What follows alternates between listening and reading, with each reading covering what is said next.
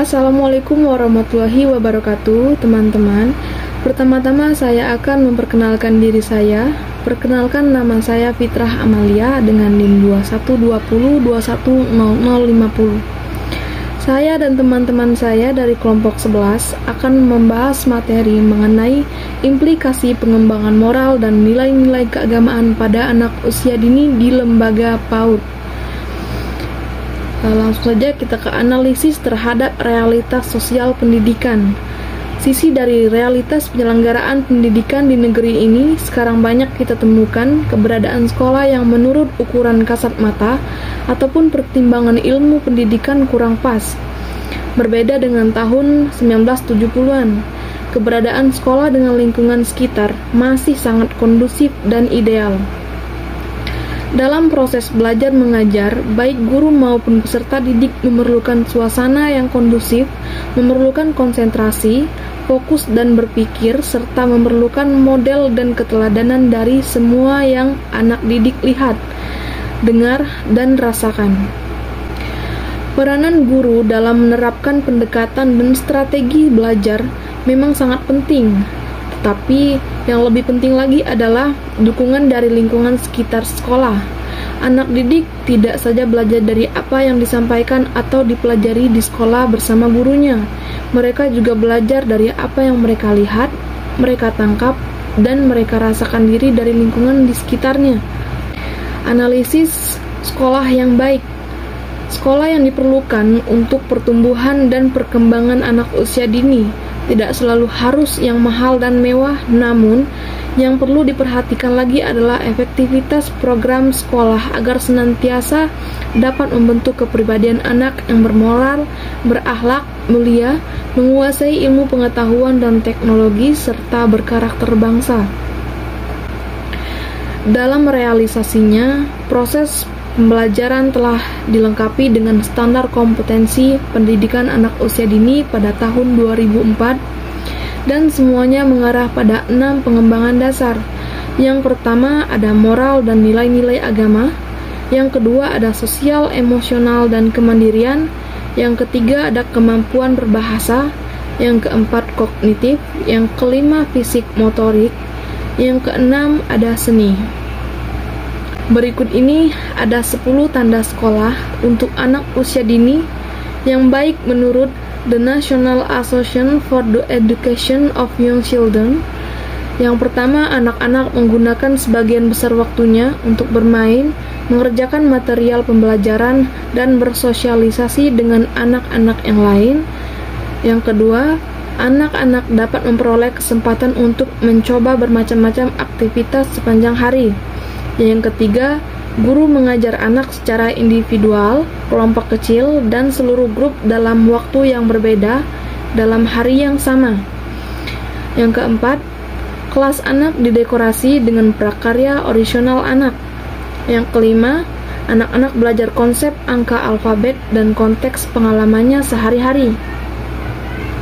Yang keenam, anak-anak mengerjakan proyek dalam waktu minimal 1 jam untuk bermain dan melakukan eksplorasi.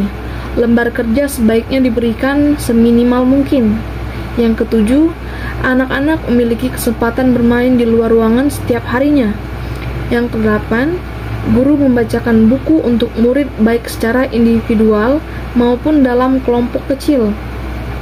Yang sembilan, guru menyadari bahwa murid memiliki latar belakang dan pengalaman yang berbeda sehingga mereka tidak dapat mempelajari hal yang sama dalam waktu yang sama dan dengan cara yang sama. Yang ke-10, anak dan orang tua tidak sabar ingin segera ke sekolah. Orang tua merasa aman menyekolahkan anak di tempat yang tepat. Anak merasa gembira, jarang menangis, dan mengeluh merasa sakit. Berikut analisis berbagai tantangan sekolah. Tantangan yang dimaksud mulai dari masalah status di negeri ataupun swasta, pada akreditasi A, B, ataupun C, biaya yang murah, sedang, ataupun mahal, fasilitas yang sederhana, sedang, ataupun mewah, popularitas yang terkenal atau cukup terkenal, serta belum terkenal pun, atau image anggapan umum bagus maupun berkualitas cukup ataupun tidak jelas, dan menggunakan karisma tokoh. Tantangan bagi pengelola pendidikan khususnya di perkotaan yang paling tepat adalah secara tidak langsung banyak benturan nilai dan norma antara yang diajarkan dan dikembangkan oleh sekolah dengan pengaruh lingkungan perkotaan yang luar biasa. Assalamualaikum warahmatullahi wabarakatuh. Perkenalkan, nama saya Vina Febriana dengan NIM 2120210051. Saya di sini sebagai pemateri kedua.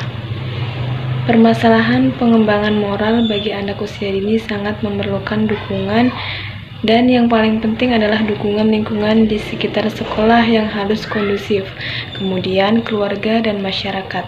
Masyarakat yang saat ini sedikit banyak telah mengenal hakikat pendidikan anak usia dini, baik di kalangan masyarakat daerah maupun perkotaan, memberikan angin segar bagi praktisi pendidik bahwa itu dapat dijadikan sebagai sebuah peluang. Peluang yang dimaksud dalam pembahasan ini adalah paling tidak telah ada dalam mindset pola pikir masyarakat bahwa kini telah memiliki paradigma baru tentang pentingnya pendidikan yang diberikan kepada anak usia dini.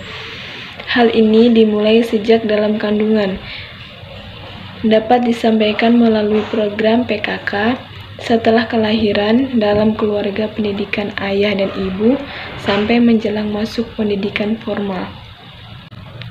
D. Berbagai tantangan orang tua yang menginginkan layanan pendidikan terbaik. Tidak ada seorang pun baik dari pihak orang tua yang menghendaki anaknya keluar dari nilai-nilai pendidikan. Kenyataannya, tidak sulit kita temukan pelajar yang justru sangat demonstratif, mempertontonkan perilaku yang berseberangan dengan aturan norma, moral, dan prinsip pendidikan pada umumnya. Betapa kecewanya orang tua kalau saja mereka mendapatkan anaknya berperilaku seperti itu. Begitu besarnya antusias para orang tua jika mereka telah merasa puas dan melihat dengan nyata bahwa pendidikan yang diterima oleh anak-anak terbukti dan memberikan hasil yang signifikan. Untuk itulah, setiap penyelenggara pendidikan, khususnya anak usia dini, harus senantiasa menjaga keharmonisan dengan pihak orang tua, menjaga citra positif, menjaga kualitas, dan membangun kemitraan yang positif dengan pihak orang tua pada umumnya. E. Analisis mempertahankan idealisme sekolah dengan tuntutan pembentukan karakter, perilaku yang berbudi, moralitas, dan nilai-nilai keagamaan anak usia dini. Setiap orang yang terlibat pengelolaan sekolah seyoginya memiliki komitmen untuk membangun anak bangsa, menjadikannya sebagai aset yang tidak ternilai harganya di masa depan. Hal yang dapat kita lakukan untuk membina moralitas dan menjaga anak didik dari pengaruh negatif diantaranya melalui upaya mempertahankan idealisme sekolah dengan senantiasa mengutamakan pembentukan karakter, perilaku yang berbudi, moralitas, dan religius yang diajarkan oleh Bapak Pendidik Nasional Ki Hajar Dewantoro, bahwa pengaruh kehidupan keluarga terhadap anak itu akan berlanjut terus-menerus karena anak pada saat itu sedang dalam masa peka. Hal ini diistilahkan oleh beliau dengan Gevoelige-Peroid. Lebih lanjut, beliau katakan kita perlu memahami bahwa pada usia 3,5 sampai 7 tahun, anak usia dini banyak memperoleh pengaruh dari kehidupan di lingkungan yang banyak memperoleh pengaruh dari segala pengalamannya. Pada waktu masih dalam masa peka, yaitu kehidupan keluarganya masing-masing. A. Fenomena sosial di masyarakat. Kondisi alam dan lingkungan zaman dahulu berbeda, belum seperti sekarang, dengan alat dan bahan permainan yang lebih banyak memanfaatkan limbah seadanya. Justru membuat anak secara mental dan moral memiliki sifat kreatif dan kolaboratif. Sifat kreatif muncul secara alamiah karena didukung oleh kondisi kehidupan saat itu yang masih sederhana dan terbatas. Anak usia dini pada zaman sekarang telah mengalami percepatan kematangan sebelum saatnya atau tidak sebanding dengan kematangan usianya. Hal ini akan memberikan dampak buruk bagi perkembangan moralitasnya. Dengan demikian, proses pendampingan selama anak beraktivitas dan memanfaatkan kemajuan teknologi komunikasi dan informasi sangat perlu oleh setiap pendidik. Tanpa adanya proses pendampingan, bahaya yang akan muncul luar biasa dahsyatnya. Tidak saja akan merontokkan moralitas anak dalam menaati norma dan aturan hidup, serta nilai-nilai keagamaan menjadi sangat mengkhawatirkan. B. Peranan nilai dan kelonggaran masyarakat terhadap fenomena sosial yang mengkhawatirkan.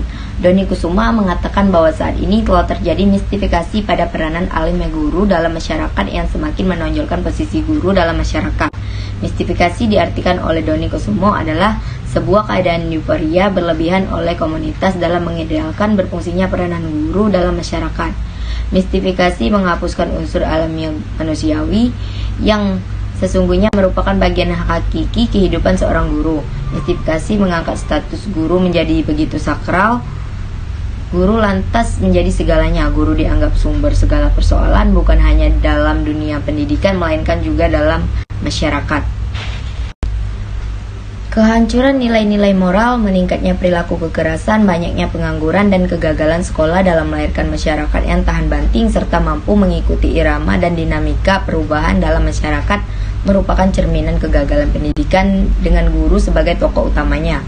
Masyarakat gagal mengenyam perubahan dan kemajuan karena guru gagal melaksanakan fungsinya di dalam masyarakat.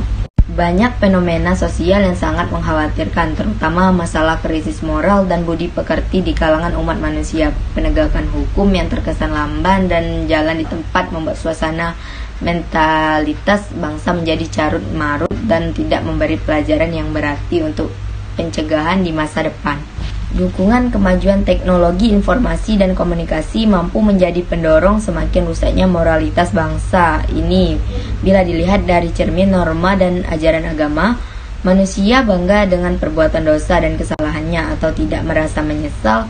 Malah ada sebagian kelompok masyarakat menjadi pendukung oknum pelaku kesalahan moral hanya lantaran didasari oleh rasa idola semata. C. Pengaruh berbagai program TV dengan kemasan acara anak. Eksploitasi anak usia dini dalam dunia entertainment atau hiburan seperti menjadi bintang film atau sinetron atau iklan di satu sisi memang mengesankan adanya penyaluran kreativitas dan potensi anak. Namun apabila anak tersebut harus berperan dengan memperagakan akting percintaan di kalangan anak kecil, secara normatif suatu hal itu benturan dengan moralitas dan nilai-nilai keagamaan yang dianut selama ini. Anak yang ada dalam bimbingan kita masih labil, mudah meniru, polos dan gampang terpengaruh dan sangat tertarik dengan hal-hal yang baru bagi pengetahuan mereka. Kita dan orang tua seharusnya sangat fokus memperhatikan anak didik, khususnya dalam mengembangkan moral dan nilai-nilai keagamaan agar dapat membentengi kehidupan mereka dari pengaruh negatif. D. Upaya sekolah dalam menanggulangi pengaruh lingkungan masyarakat yang kurang kondusif. Bapak Pendidikan Nasional pada bagian pembahasan terdahulu mengatakan bahwa pilar penyelenggaraan pendidikan itu tidak dapat dipisahkan antara keluarga, sekolah, dan lingkungan masyarakat. Beliau memiliki pandangan sangat jauh ke depan bahwa hakikatnya penyelenggaraan sekolah ibarat suatu sistem yang setiap komponen saling terkait dan saling memberikan pengaruh. Tidak mungkin setiap komponen jalan sendiri tanpa bantuan dan sokongan dari komponen lainnya, karena setiap komponen memiliki tugas yang berbeda-beda serta berjalan sesuai fungsi dan ruang lingkupnya.